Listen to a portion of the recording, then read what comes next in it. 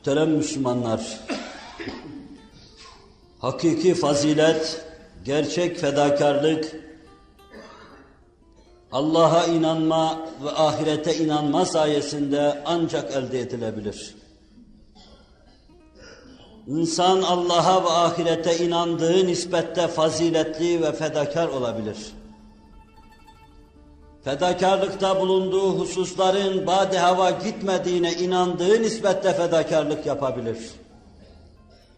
Gençliğini bir ideal uğrunda feda ederken, sıhhatini bir dava uğrunda kaybederken, hayata ait her şeyi bir dava uğrunda teker teker bırakırken, hedef olarak ele aldığı hususa inandığı nispette bunları rahatlıkla bırakabilir.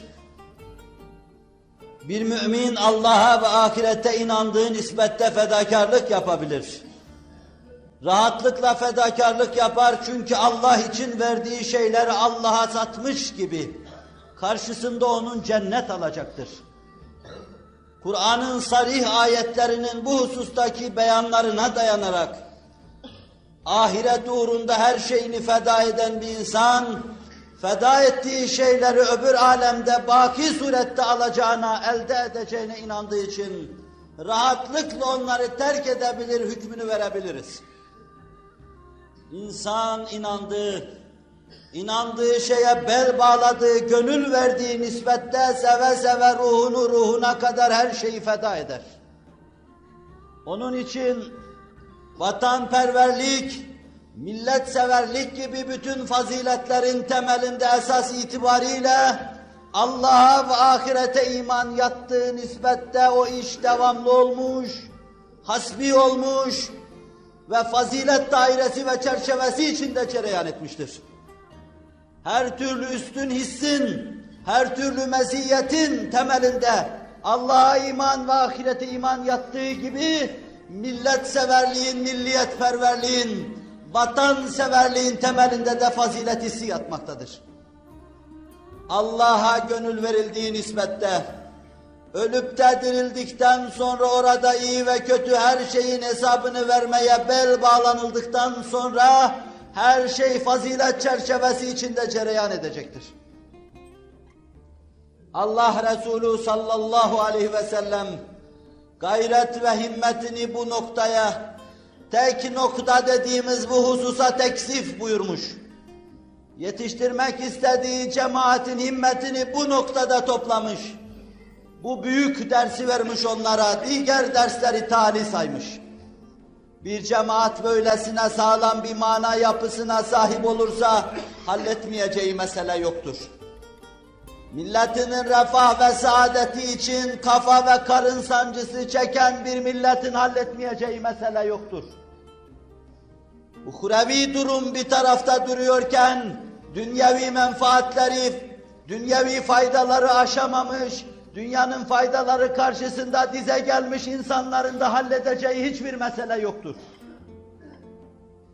Sıra sıra ve zincirlemesine bütün meseleler, içi fazilet hisleriyle dolup taşan, kalbi imanla meşbu bulunan insanların halledeceği şeylerdir. Bir avuç insan, sık sık arz ettiğim evsafı içinde atında eğer olmayan, atının başında zimam taşımayan, kılıcında kın bulunmayan, baldırı çıplak bir avuç insan, insanlığın kaderi üzerinde rol oynuyor. Beşerin makûs talihini değiştiriyor. Onun bağı bahçesi bostanı yoktur. Onun hanı hamamı yoktur. Onun fabrikası atı arabası yoktur. Onun kalbi imanla meşbudur. Hissiyatı ahirete müteveccihtir. Sıkı bir rabıtası vardır Allah'la. En büyük müşküller, çözülmesine imkan ve ihtimal verilmeyen problemler rahatlıkla çözülür bu imanlı insanın elinde. Hakka gönül vermiş insanlar insanın kaderini değiştiriyorlar. 100-150 seneden beri çırpınıyoruz, hiçbir meselemizi halledemedik.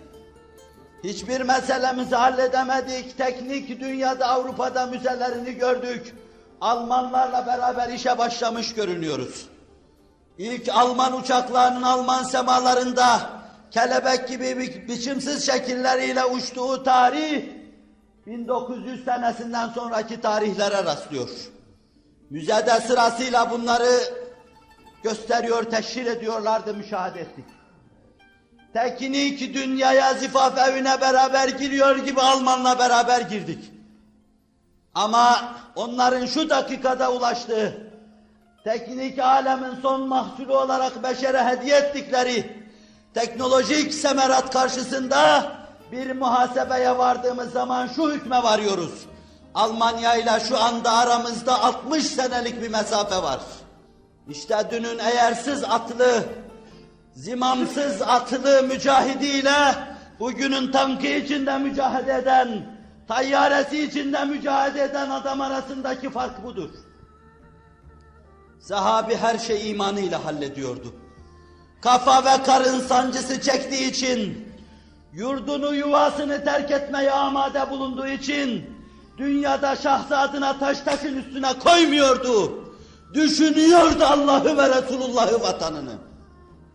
Camiayı Diyanet'ten alın da, üniversite camiasına kadar sinelerine ve kalplerine kulağınızı verin. İğrenç ve midenizi bulandıracak şeyleri duyacaksınız. Ev yaptırmak istediklerini duyacaksınız. Batıya gidenlerin dahi mark getirme hissiyle meşbu bulunduklarını duyacaksınız. Fedakar ve hasbi gönüller istiyoruz. Kimdir Resul'ün etrafındaki bu hasbi fedakar insanlar? Size okuduğum Kur'an'ın ayetinin ilhamı altında bir zatı size tablolaştırayım. Süheyb bin Sinan, Süheyb-i Rumi dediğimiz, Rumlar içinde kalıp da fazla Rumca bildiğinden ötürü Süheyb-i Rumi dediğimiz Süheyb bin Sinan, babası Übülle'nin hakimi, Romalılar tarafından işgal edilen Übülle, Süheyb ibn Sinan'ı ailesiyle beraber esir götürmüş. Abdullah İbni Cüd'an tarafından satın alınmış. Bir esir olarak Mekke'ye gelmiş. O dünyasını kurtarmaya çalışırken ahiretini kurtarma imkanları kendisine bahşedilmiş. İnsanlığın iftihar tablosuyla karşı karşıya gelmiş. O hürriyetini ararken maddi ve manevi planda gerçekten insanları esaretten kurtaran Hazreti Muhammed'le karşılaşmış sallallahu aleyhi ve sellem. Maddi istiklalin yanında şu iç hürriyet, derinleşme manasına olan hürriyet yok ise insanlarda, başkasının işgali bir bakıma ondan daha iyidir. Süheyb ibn Sinan kendisini nefsin esaretinden, arzuların esaretinden, behimi hislerin esaretinden, şehavani duyguların esaretinden, dünya karşısında serfuru etmenin esaretinden, maddenin kavgasını yapma gibi pesbayağı şeylerin esaretinden kurtaracak Mürşid-i Ekmel, büyük halaskar Hazreti Muhammed'le karşılaşıyordu sallallahu aleyhi ve sellem. Bin kuşku ve tereddütle o muhteşem misafirin ve büyük mürşidin gizli gizli oturduğu evin kapısına kadar gidebilmişti. O kapıya gittiği gün kapının önünde ayrı bir genç, bir civan mert daha fırsat kolluyordu ki kapı açılsın da içeriye girsin. Bu da tıpkı onun gibi başka bir şeyi aramak için oraya gelen Yasir'in oğlu Ammar'dı. Ammar evden içeriye girmek istiyordu. Hürriyete kavuşmuş bir esir ve başka bir esirin oğlu İbn Erkam'ın kapısının önünde yüz yüze gelince İlâ eyne diyor ikisi birbirine. Nereye gidiyordun, ne istiyordun? Bir sürü tereddüt geçirdikten sonra, korkulu dakikalar yaşayıp terledikten sonra haber verilebilir. Zalı ve kinle bilenen bıçaklı kimselere, sinesi gayızla dolup taşan kimselere haber verilebilir endişesiyle terledikten sonra. Şöyle bir içeriye girmeyi düşünmüştüm. Girip de şu adam ne konuşuyor bir dinleyeyim diye düşünmüştüm. Ben de aynı şeyi düşündüm. Ve iki kardeş, esarette iki yoldaş nebiler nebisinin yanına girerler. Huzurda dolarlar. Ondan sonra bir daha da o huzuru terk etmezler. hayatı öğrenmek için, yepyeni bir hayatın erkan ve prensiplerine muttali olmak için bu dershanede dersleri sıklaştırır, sık sık Allah'ın Resulü'nü ziyaret ederler. Çile, ıstırap, işkence hiçbir şey tuttukları o yoldan onları vazgeçiremez ve çeviremez. Nihayet hicret emri olur. Herkes adım adım Medine'ye göç eder. Süheyb İbn Sinan göç etmemekte. Resul-i Ekrem, Ebu Bekir, ben üçümüz beraber gideceğiz demektedir. Resul-i Ekrem herkese ruhsat vermiştir, herkes gitsin, o gitmemekte. Akıllı, zeki insan, Rumlar içinde ticareti öğrenmiş insan Mekke'de kısa zamanda epey para da elde etmiştir. Malı, menalı, stok yaptığı altınları vardır. Resul-i Ekrem'le beraber gidecek, her şeyini saklamış, muhafaza etmiş. Fakat müşrikler onu tutarlar, bırakmazlar. Resul-i Ekrem Hazreti Ebu Bekir'le hicret eder. Kuba'ya kadar giderler. Süheyb Mekke-i Mükerreme'den daha ayrılamamıştır. Nihayet arkadan bir fırsatını bulur. Atına biner ve Medine'ye doğru azmirah eder. Ayrıldığını gören müşrikler takibe koyulur ve yetişirler. Yaklaştıklarını görünce sadağındaki ok yığınını eline atar ve şöyledir: biliyorsunuz attığım ok yerini bulur, isabetsiz ok atmam. Allah'a yemin ederim ki sadağımdaki okların bitinceye kadar size teslim olma niyetinde değilim. Oklarım bitince de kılıcımı çekerim. Belki beni öldürürsünüz, belki de ben sizi haklarım. Ama elinize bir şey geçmez. Benim yakamı bırakın.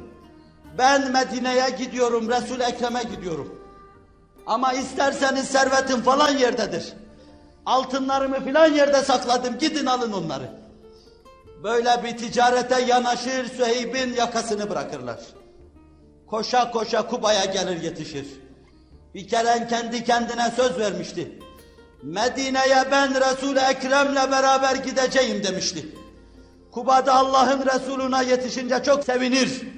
Allah Resulü daha o yanına yaklaşırken şöyledir: Rabihal bey ya Eba Yahya, Rabihal bey ya Eba Yahya, ticaretin mutlu ve bereketli olsun Eba Yahya. Malını menalını verdin ama ahireti aldın. Malını menalını verdin ama Resulullah'ı aldın. Malını menalını verdin ama rıda ve rıdvan-ı ilahi aldın. Rabihal bey ya Eba Yahya. Mümin böyle bir ticaret yoluna koyuluyor. İnna Allah iştera minel mu'minine enfusehum ve emvalehum bi enne lehumul cennet. Cennet karşılığı malını ve canını veriyor seve seve. Ölüme amade hale geliyor öteyi kazanmak için.